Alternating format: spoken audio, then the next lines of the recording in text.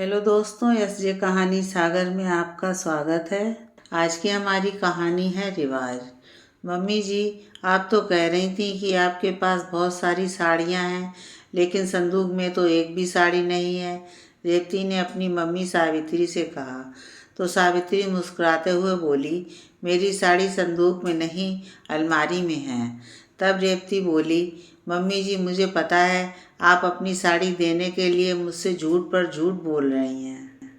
Mummy जी, झूठ के पाँव नहीं होते, तभी तो आप कभी संदूक तो कभी अलमारी का नाम ले रही हैं।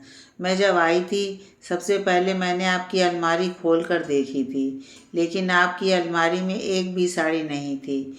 मैंने ये साड़ी आपके लिए कितने मन से खरीदी थी, इसलिए मैं इसे लेकर नहीं जाऊंगी।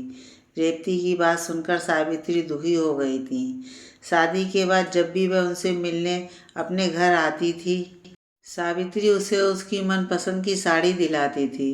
परंतु कुछ साल पहले जब दिल का दौरा पड़ने से उसके पापा की मौत हो गई, तब से उसने अपनी मम्मी से साड़ी देने से साफ मना कर दिया था, क्योंकि उसकी मम्मी अपने बेटे बहू से खर्चे के लिए कभी भी पैसे नहीं लेती थी।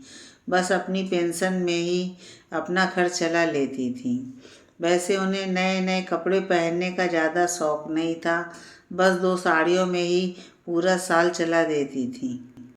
पिछली बार जब रेवती उनसे मिलने आई तब उसने देखा उसकी मम्मी की साड़ियाँ काफ़ी पुरानी लग रही थीं। तब वह ज़बरदस्ती कई साड़ियाँ तैयार करवाकर अपनी मम्मी को दे आई थी। अगली बार वह जब उनसे मिलने आई तो उसने देखा उसकी मम्मी ने उनमें से सिर्फ 2 ही साड़ी निकाली थी, बाकी साड़ियाँ ऐसे ही रखी थीं, जिन्हें वह ज़बरदस्ती रेवती को देते हुए बोली, ये हमारे समाज का बरसों पुराना रिवाज है। ये साड़ी तू रख ले बेटी, मायके से खाली हाथ जाती अच्छी नहीं लगती। जब रेवती ने उनसे साड़ी लेने से इनकार किया तब वह रेवती से बोली, तू मेरी चिंता मत कर, मेरे पास संदूक में बहुत सारी साड़ियाँ रखी हैं, मैं उन्हें पहन लूँगी। रेवती जानती थी कि उसकी मम्मी उसे साड़ियाँ देने के लिए झूठ बोल रही हैं, इसलिए उसने अपनी मम्मी की अलमारी और संदूक खोलकर देखा भी था। वह ये भी जानती थी कि यदि वह साड़ियाँ नहीं लेकर जाएगी तो उसकी मम्मी बहुत दुखी होंगी। तब वह अपनी मम्मी को समझाते हुए बोली, अब बस भी करो माँ, कितना झूठ बोलोगी। बेटी मायके से साड़ी लेने नहीं, माँ का प्यार पाने के लिए आती है। जिस रिवाज को निभाने के लिए आपको झूठ बोलना पड़े, मैं ऐसे रिवाज को आज ही तोड़ देती हूँ। ये साड़ी आप खुद पहनिए। यदि आज के बाद आपने मुझे साड़ी देने की कोशिश की तो मैं फिर कभी आपसे मिलने नहीं आऊँगी।